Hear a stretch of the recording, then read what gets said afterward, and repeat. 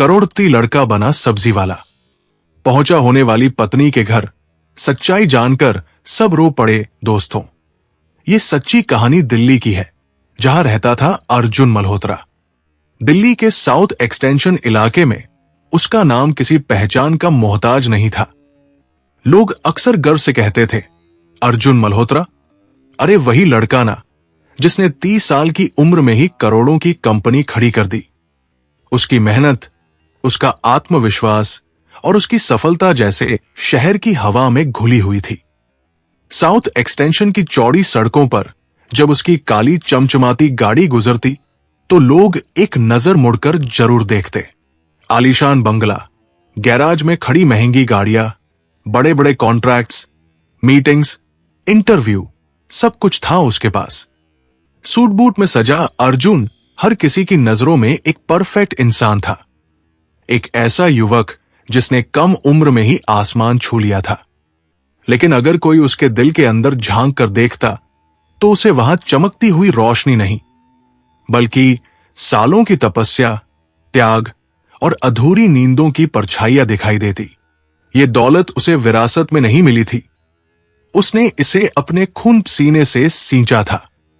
अर्जुन के पिता एक साधारण नौकरी करते थे, एक ईमानदार और सीधा साधा इंसान जिनकी कमाई से बस घर का खर्च चलता था। बचपन में ही उनके देहांत ने घर की नींव हिला दी थी। उस दिन से अर्जुन की मां ने आंसू पोंछकर सिलाई मशीन संभाल ली थी। दिन में दूसरों के घरों में काम करना, रात में कपड़े सिलना और हर महीने फीस की चिंता में जागते रहना उनकी जिंदगी का हिस्सा बन गया था। अर्जुन ने अपनी मां की हथेलियों में पड़े छालों को बहुत करीब से देखा था। उसने कई रातें ऐसे बिताई थी जब घर में सिर्फ एक रोटी होती थी और मां कहती थी, मुझे भूख नहीं है बेटा, तुम खा लो। अर्जुन समझता था कि मां झूठ बोल रही है, लेकिन वो भी चुपचाप रोटी खा लेता, क्योंकि उसे बड़ा बनना था, बहुत बड़ा। उसने उसी दिन ठान लिया था कि एक दिन वो अपनी मां को वो जिंदगी देगा जो उन्होंने कभी सपने में भी नहीं सोची होगी। पढ़ाई उसके लिए सिर्फ डिग्री नहीं, एक हथियार थी।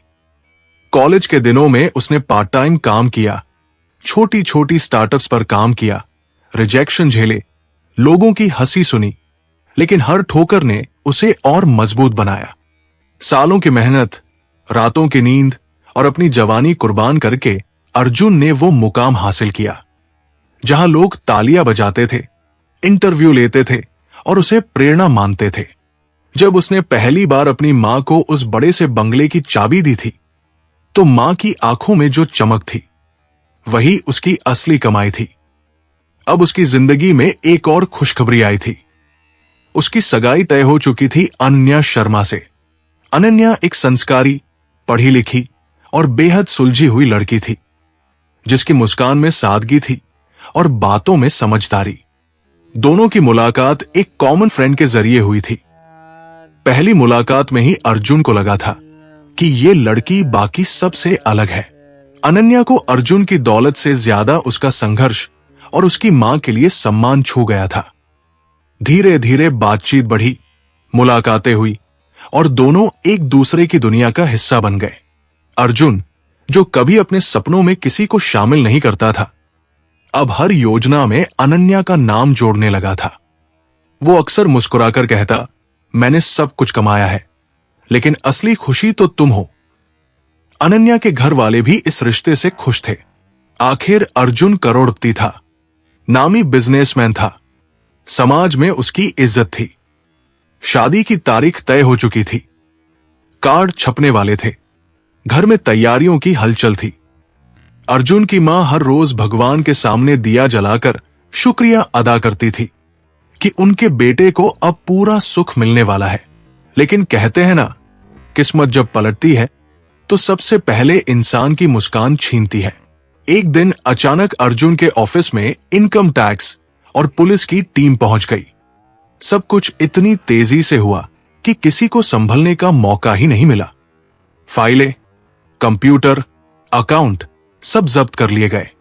बाहर मीडिया की भीड़ जमा हो गई। कैमरे चमक रहे थे, माइक्रोफोन आगे बढ़ाए जा रहे थे। अगले ही घंटे हेडलाइन चलने लगी, युवा बिजनेसमैन अर्जुन मल्होत्रा पर करोड़ों के घोटाले का आरोप।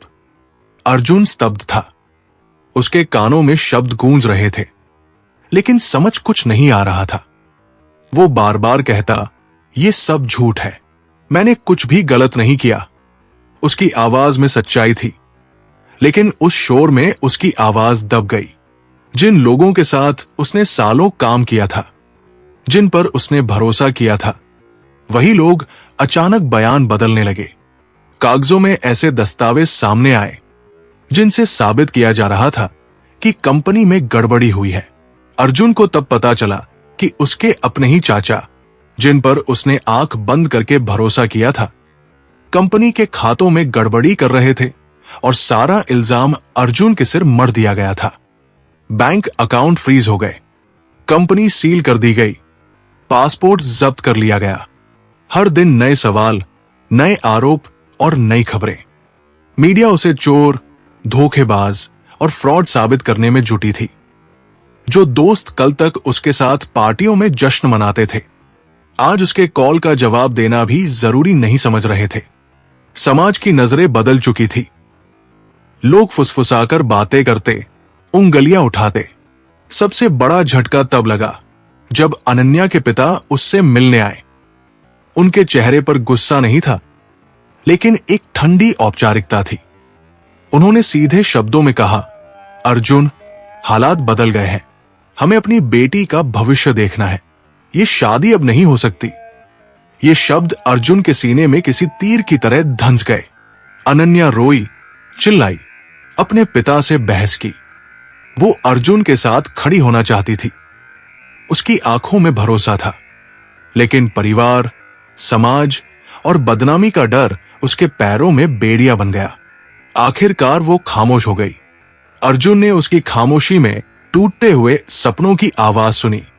एक ही झटके में उसका नाम, पैसा, इज्जत और रिश्ता, सब कुछ उससे छिन गया।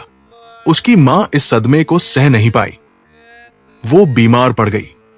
अस्पताल के बिल बढ़ते गए और अर्जुन के पास पैसे नहीं थे। जो लोग कभी उसके आगे पीछे घूमते थे, वही अब सलाह देने लगे, थोड़ा दूर रहो, मामला खराब है। एक रात जब मां दवाइयों के असर से सो रही थी, अर्जुन उनके पास बैठा रहा। उसने धीरे से उनके पैर छुए। उसकी आंखों से आंसू टपक कर मां के पैरों पर गिर गए। उसने मन ही मन कहा, मां, मैं हार नहीं मानूंगा, लेकिन अभी रुकना जरूरी है। उसने एक छोटा सा बैग उठाया जिसमें कुछ कपड़े थे और मां की दी हुई एक पुरानी तस्वीर। वही तस्वीर जिसमें वो छोटा सा बच्चा मां की गोद में मुस्कुरा रहा था। दिल्ली की वही सड़कें जिन पर कभी उसकी गाड़ी शान से चलती थी, आज उसे अजनबी लग रही थी। रात की ठंडी हवा में भी उसे अपने अंदर की खालीपन ज्यादा महसूस हो रहा था। बिना किसी को बताए, बिना पीछे मुड़े, वो शहर छोड़कर निकल पड़ा। उसे नहीं पता था कि वो कहां जा रहा है, आगे क्या होगा, कौन उसका साथ देगा। बस एक बात तय थी, वो तब तक वापस नहीं आएगा जब तक खुद को फिर से साबित न कर दे।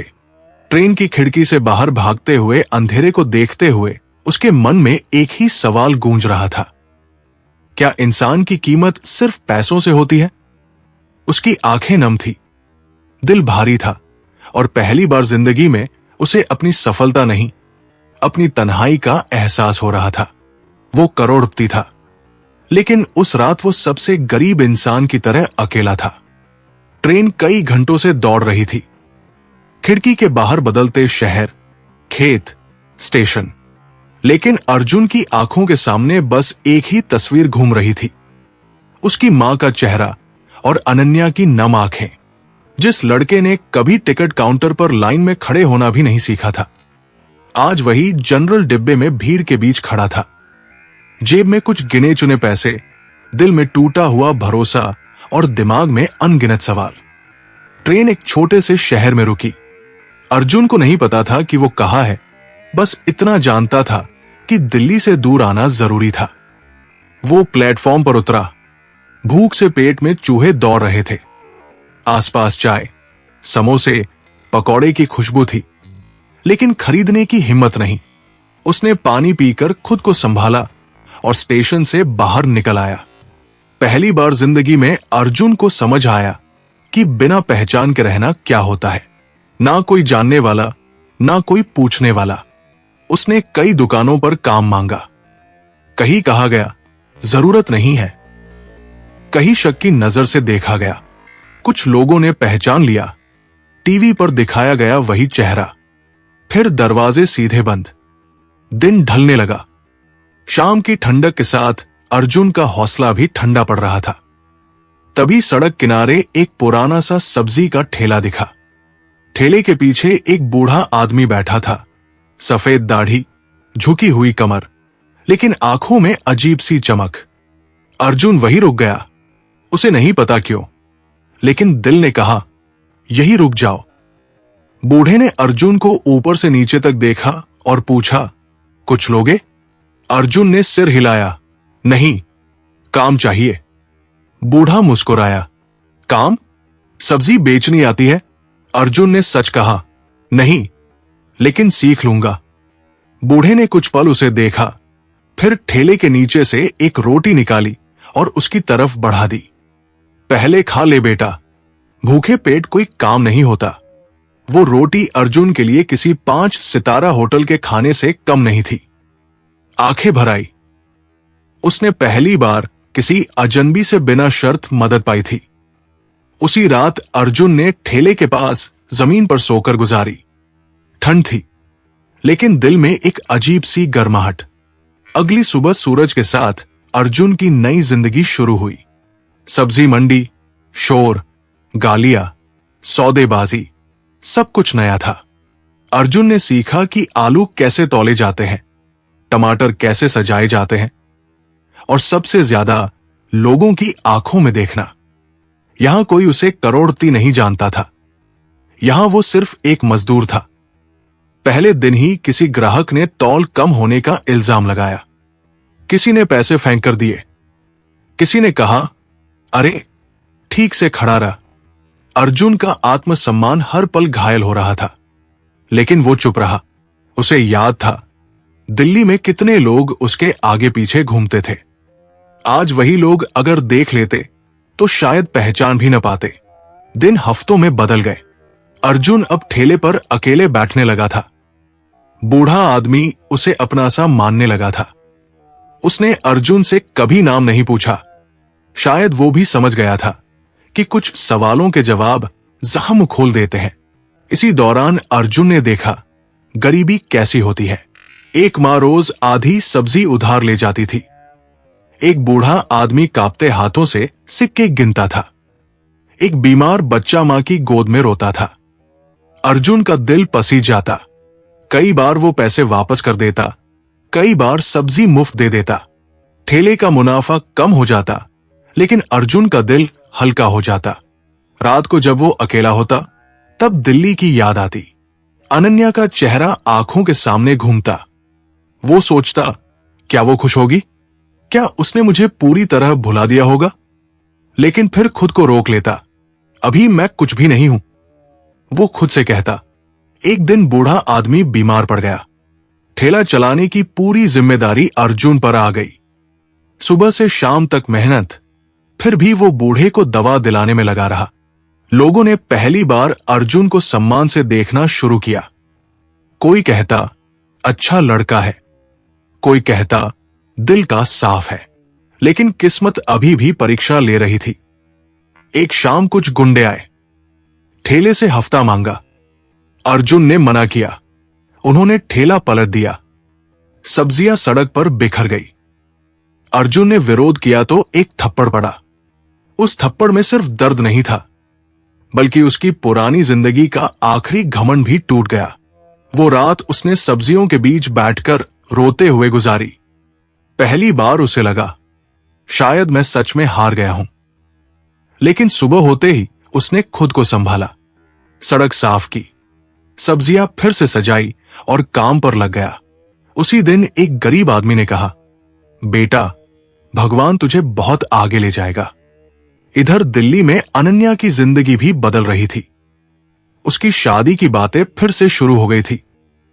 वो बाहर से मुस्कुराती थी, लेकिन अंदर से टूट चुकी थी। अर्जुन की कोई खबर नहीं थी। सब लोग कहते वो धोखेबाज था, लेकिन अनन्या का दिल मानने को तैयार नहीं था। फिर भी हालात ने उसे चुप रहने पर मजबूर कर दिया। उधर अर्जुन के हाथ अब सब्जियों की मिट्टी से भरे रहते थे। वो शीशे में खुद को देखता और पहचान नहीं पाता, लेकिन उसी चेहरे में उसे एक सुकून दिखने लगा था जो कभी करोड़ों में नहीं मिला। एक शाम उसने आसमान की तरफ देखा और धीमे से कहा, अगर मेरी कोई गलती नहीं थी तो एक दिन सच सामने आएगा। उसके अंदर फिर से एक चिंगारी जल उठी। वो जानता था ये गिरावट ही उसकी असली परीक्षा है। शहर की सुबह हमेशा की तरह शोर से भरी थी। अर्जुन ने ठेला लगाया, सब्जियां सजाई और रोज की तरह काम में लग गया। अब उसे इस जिंदगी को जीते कई महीने हो चुके थे। हाथों में छाले थे, चेहरे पर धूप की सख्ती, लेकिन आंखों में एक अजीब सी स्थिरता आ गई थी। वो अब शिकायत नहीं करता था। जो मिलता चुपचाप स्वीकार कर लेता। उस दिन एक ग्राहक ने बताया कि आज शहर के सबसे बड़े इलाके में बहुत भीड़ रहने वाली है। किसी बड़े घर में शादी की तैयारी चल रही थी। अर्जुन ने ठेला उसी तरफ मोड़ दिया। उसे नहीं पता था कि किस्मत उसे कहां ले जा रही है। बस इतना जानता था कि वहां ग्राहक मिलेंगे और कुछ ज्यादा कमाई हो जाएगी। वो जिस गली में पहुंचा वहां रंगीन लाइटें लगी थी। बाहर खड़ी कारें बता रही थी कि घर अमीर है। अर्जुन ने ठेला सड़क किनारे लगा दिया और आवाज लगाई, ताजी सब्जी, आलू, प्याज, टमाटर। ऊपर बालकनी में एक लड़की खड़ी थी, हाथ में फोन, चेहरे पर थकान। उसकी नजर अचानक नीचे पड़ी। सब्जी वाले का चेहरा उसे कुछ जाना पहचाना लगा। वो कुछ पल तक देखती रही, फिर सिर झटक दिया। नहीं, ऐसा कैसे हो सकता है, उसने खुद से कहा। वो अनन्या थी। अनन्या को कई महीनों बाद अर्जुन की याद आई थी, लेकिन उसने खुद को समझाया कि वो सिर्फ वहम है। अर्जुन तो अब उसकी जिंदगी का हिस्सा नहीं था। सब कहते थे वो गलत था, धोखेबाज था। शायद वो कहीं गायब हो चुका था। नीचे उसकी मां आवाज लगाती है, अनन्या, जरा सब्जी ले आओ। अनन्या धीरे धीरे सीढ़ियां उतरती है। उसका दिल अजीब तरह से तेज धड़क रहा था, जैसे कोई पुरानी याद उसे खींच रही हो। वो अर्जुन के सामने खड़ी हो जाती है। दोनों के बीच बस एक ठेला था, लेकिन वो दूरी किसी पहाड़ से कम नहीं थी। अर्जुन ने जैसे ही उसकी आवाज सुनी, उसके हाथ कांप गए।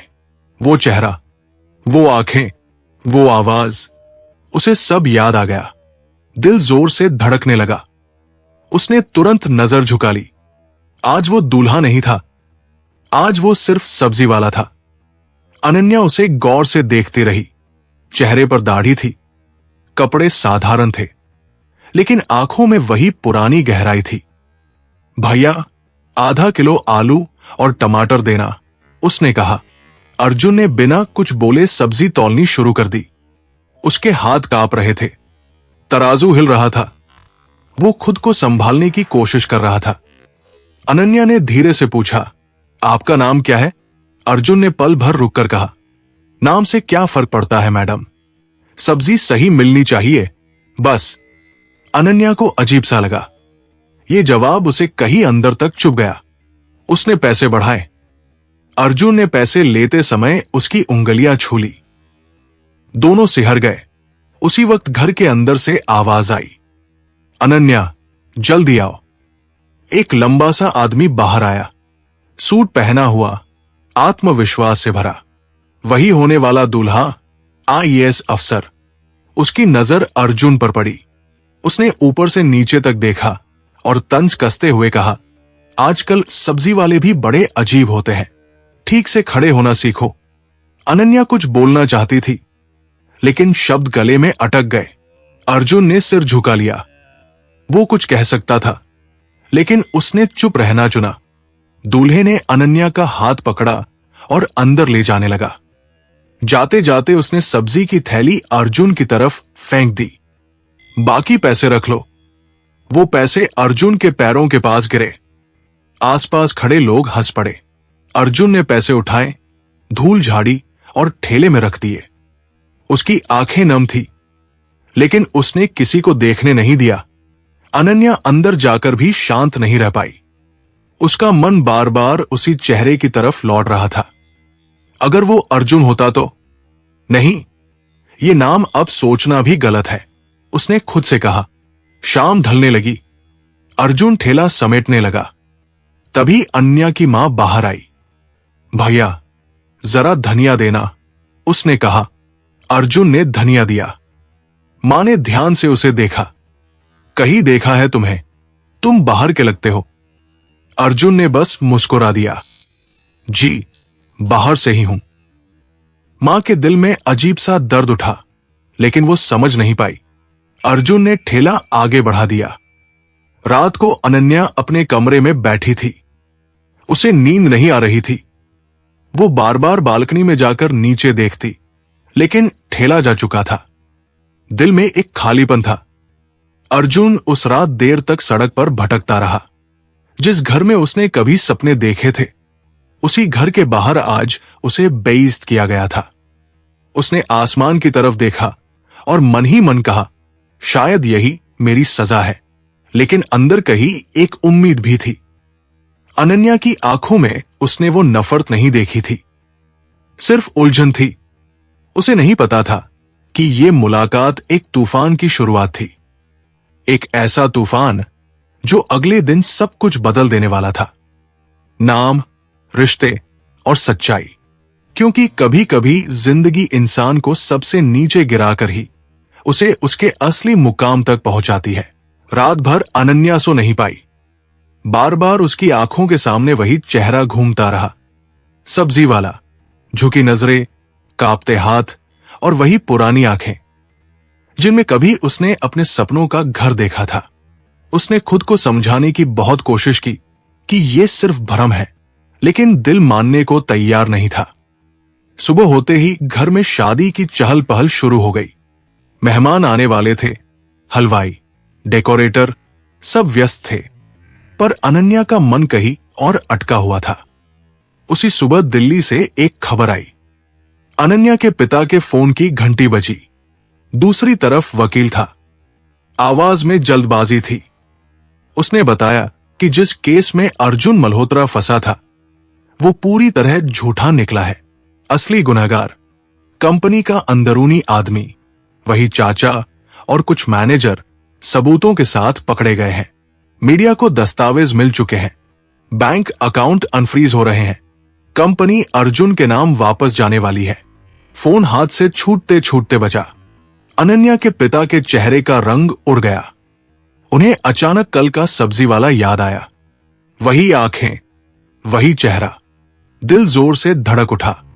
उन्होंने बिना कुछ कहे टीवी ऑन किया। न्यूज चैनल पर वही नाम फ्लैश हो रहा था, अर्जुन मल्होत्रा, निर्दोष। अनन्या जैसे जमी से उछल पड़ी। उसकी आंखों से आंसू बह निकले। वो यही था। वो बुदबुदाई। मां, पिता, सबने उसे घेर लिया। उसने कांपती आवाज में कल की मुलाकात बता दी। पिता के भीतर कुछ टूट गया। जिस लड़के को उन्होंने बिना सुने, बिना समझे ठुकरा दिया था, वही लड़का उनके घर के बाहर अपमान झेल रहा था। उधर अर्जुन रोज की तरह ठेला लेकर निकल पड़ा था। उसे नहीं पता था कि सच सामने आ चुका है। उसे बस इतना पता था कि आज भी मेहनत करनी है। वो उसी इलाके की तरफ बढ़ा, लेकिन आज दिल भारी था। कल की बेइज्जती अब भी सीने में धंसी हुई थी। तभी एक कार उसके सामने आकर रुकी। दरवाजा खुला। अनन्या दौड़ती हुई बाहर आई, आंखों में आंसू, सांसें तेज। अर्जुन ठिठक गया। उसने सिर झुका लिया। अर्जुन, उसका नाम सुनते ही उसके हाथ से तराजू गिर पड़ा। उसने ऊपर देखा। अनन्या उसके सामने खड़ी थी, कांपती हुई। माफ कर दो, अनन्या फूट पड़ी।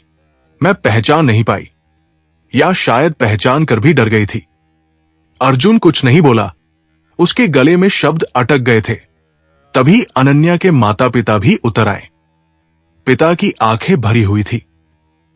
उन्होंने अर्जुन के सामने हाथ जोड़ दिए। बेटा, हमसे बहुत बड़ी गलती हो गई। हमने बिना सच जाने तुम्हें दोषी मान लिया। मां आगे बढ़ी और अर्जुन के पैर छू लिए। अर्जुन पीछे हट गया। नहीं, ऐसा मत कीजिए, उसने भर्राई आवाज में कहा। आसपास लोग इकट्ठा हो गए। किसी ने पहचान लिया। फुसफुसाहट शुरू हो गई।